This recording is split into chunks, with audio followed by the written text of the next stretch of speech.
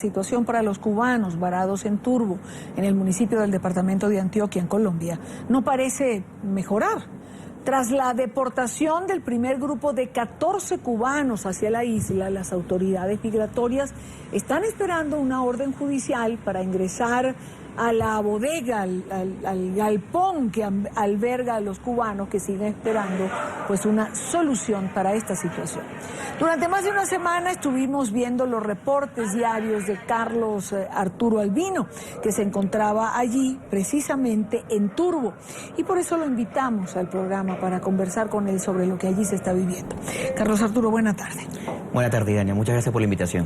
Cuéntanos exactamente ¿qué está pasando ahora? Es decir, el gobierno ha presionado a todos estos migrantes para que abandonen Colombia. Pero hay dos maneras de hacerlo. O toman la selva para ir a Panamá, o simplemente van a ser deportados al país del cual vinieron, es decir, muchos de ellos a Cuba.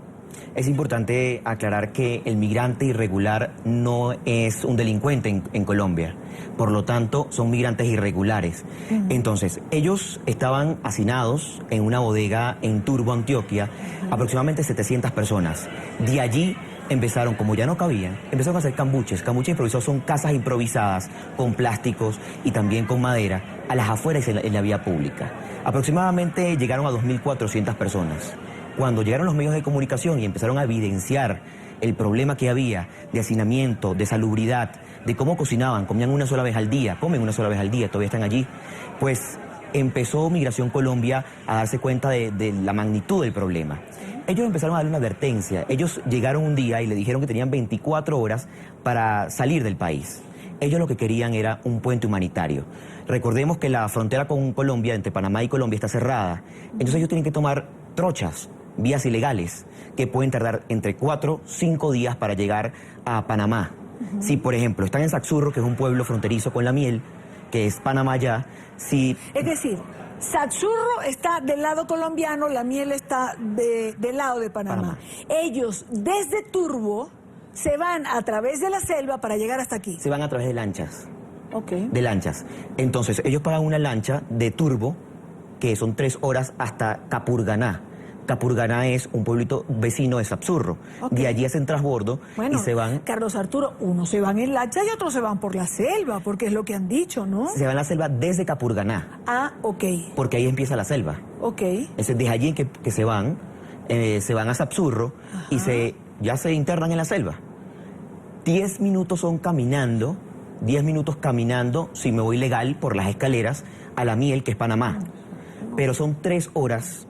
3 horas si me voy por la trocha ilegal a llegar a la miel. Okay. Pero ellos no quieren llegar a la miel porque ahí están las autoridades. Ellos quieren llegar a Ciudad de Panamá. Son 4 días si caminas rápido, me dicen los coyotes son las personas que lo pasan de manera ilegal, y 5 días si caminas un poco más lento.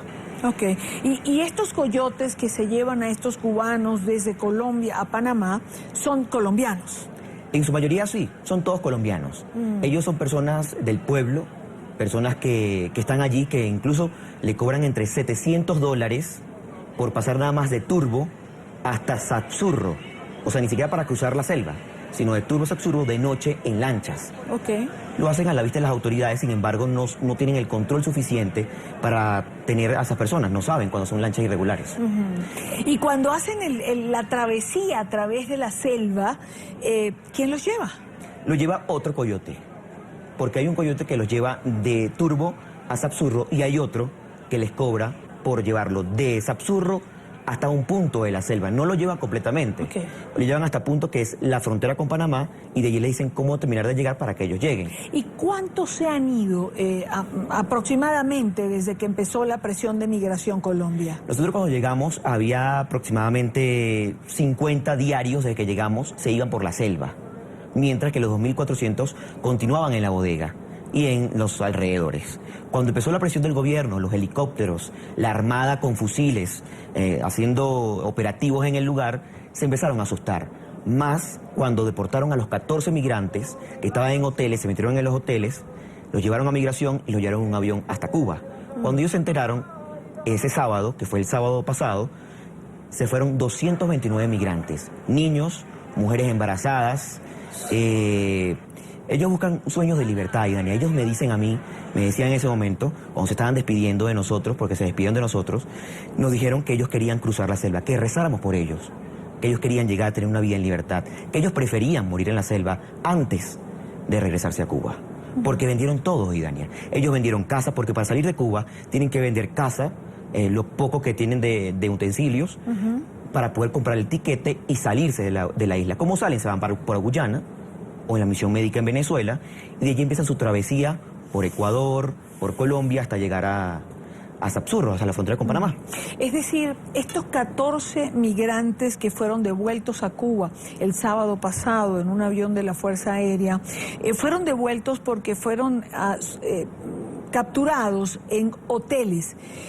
Entiendo que el gobierno de Colombia, o Migración Colombia, no ha entrado entonces a esta bodega, esta especie de depósito humano en este momento, porque no tienen una orden, pero en el momento que tengan la orden, entran, capturan, montan en el avión y devuelven a la isla. No hay una orden judicial. La Defensoría del Pueblo de Colombia dice que si ellos intentan deportar a todas las personas a la vez, sería una violación a los derechos humanos y a las garantías internacionales. Ellos dicen que tienen que verificar pasaporte por pasaporte. Sin embargo, no fue lo que vimos nosotros hace unos días cuando empezaron a ingresar a los hoteles y si eres cubano, va a migración. Así fue que capturaron a las 14 personas. Le dijeron en un principio, según relatos de las personas, que iban a darle un salvoconducto. Cuando llegaron a migración, lo montaron en un bus, en un avión, y ahora están en Cuba. No se sabe cuál es la situación de ellas ahorita. Bueno, Migración Colombia ha dicho que ellos estaban devolviendo a estos migrantes a la isla porque en Cuba se había comprometido las autoridades a no tomar represalias. Pero esto, por supuesto, lo pone en duda muchísima gente. Yo me traje una historia, Idania, una historia de una familia. Son muchos los relatos, muchas las historias, pero todos tienen un mismo fin, que es llegar a Estados Unidos. Esta familia está comprendida por la mamá, el niño de 2 años, el esposo y la mamá, la abuela del niño. Ellos salieron de Cuba hace un año. Desde hace un año no han vuelto a ver a su familia que está en Cuba.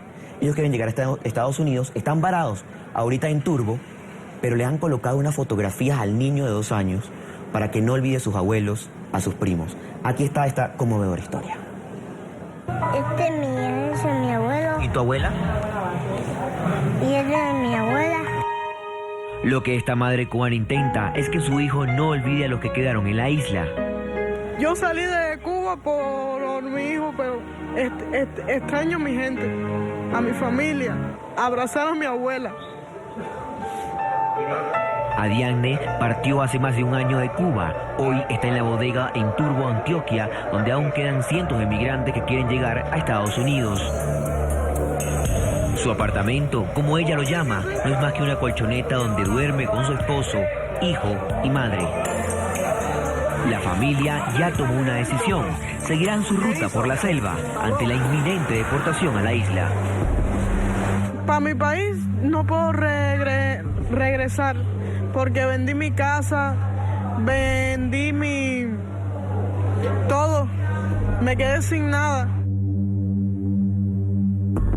Yo recientemente me entero que mi madre está enferma en Cuba, ahora mismo tiene cáncer en los huesos y mira dónde estoy, sin poderle propiciar un buen tratamiento que le permita, no sé, un poco más de salud. Así es la vida, pero sí se sufre, los hombres sí lloran. Y como la de Adiane, son decenas de familias separadas, migrantes sin documentos, pero refugiados en la fe. Bueno, cuando me voy a acostar yo le rezo mucho a Dios. Pido que Dios le dé unos corazones al gobierno de Colombia. Es una historia de las tantas que hemos podido escuchar en estas circunstancias. Me llamó la atención, Carlos Arturo, que dice que tiene 1 año fuera de su casa. Es decir, ¿cuánto tiempo puede durar esta travesía desde Cuba hasta que llegan a los Estados Unidos, que es el lugar a donde quieren llegar? Son variadas las historias. Unos han llegado a Colombia en 2 meses. Adiane, como la vieron, tiene más de 1 año y medio. Ella quedó en Ecuador, no tenía dinero para seguir. Entonces tuvo que empezar a trabajar de manera ilegal para reunir y empezar a seguir su travesía. Ella me comentaba y me pidió que la documentara, Idania, porque ella tiene miedo de quedarse en la selva. Tiene miedo de quedarse en la selva con su hijo. Entonces ella dice, quiero que me grabes, quiero que el mundo se entere de mi historia, porque si esto ocurre, quiero que mi familia le haga llegar este video. ¿Cómo? No sabemos, pero fue lo que me dijo. Obviamente, uno trata de no involucrarse mucho con el tema de las historias, pero son temas muy cargados, temas que uno se identifica como migrante que soy también, uno se identifica y uno se pregunta por qué es tan difícil, entonces para ellos llegar a Estados Unidos. Para uno en un avión llega muy rápido, para ellos es muy difícil. Pero el tema ilegal es el tema de que se aprovechan las autoridades, los coyotes, las autoridades. Ellos dicen que la policía, dicen de varios países, también les cobran. Y una sola pregunta más, Carlos Arturo. ¿Por qué Estados Unidos como esa meta? Es decir, hay varios países en el camino. Claro, hay una ley en Estados Unidos que le facilita. Si llegan a Estados Unidos, pues evidentemente van a tener papeles, pero ¿nunca piensan en quedarse en alguno de los países de tránsito? Habían planteado la oportunidad de quedarse aquí en Colombia. Ellos dicen, por ejemplo, Adrián Ney, un joven que entrevistamos, se llama Ronaldo, tiene 9 años, decía que prefería quedarse aquí en Colombia antes de devolverse a Cuba. Pero como vieron el tema de las autoridades, no les gustó y dicen que prefieren seguir por la selva. Ya que el tema del helicóptero, el tema de la armada, no les gustó el trato. Ellos dicen que fue un trato que no lo merecían. Entonces prefirieron irse por la selva. El momento más duro, Idania, fue el día sábado, cuando ellos parten, aproximadamente 229, parten por Turbo, por el muelle, y empezaron a despedirse, uno por uno, dándole gracias a Turbo por la amabilidad, pero diciendo y atendiendo un llamado de voz a los gobiernos de que tenían que irse por la selva para vivir en libertad. Ese momento fue dramático. Fue muy doloroso porque se despidieron y rezando se fueron en su lancha. Esa fue mi última imagen de ellos. Carlos Arturo, gracias por estar en el programa hoy, por contarnos parte de lo que fue tu vivencia y tu experiencia en esa más de una semana que estuvo. Bueno, lo vieron ustedes que nos siguen a diario, los reportes que Carlos Arturo hacía desde Turbo. Es una historia que está allí y que lamentablemente no va a finalizar, porque vamos a seguir viendo capítulos en esta historia que parece a ratos la historia sin fin. Gracias Muchas gracias por venir.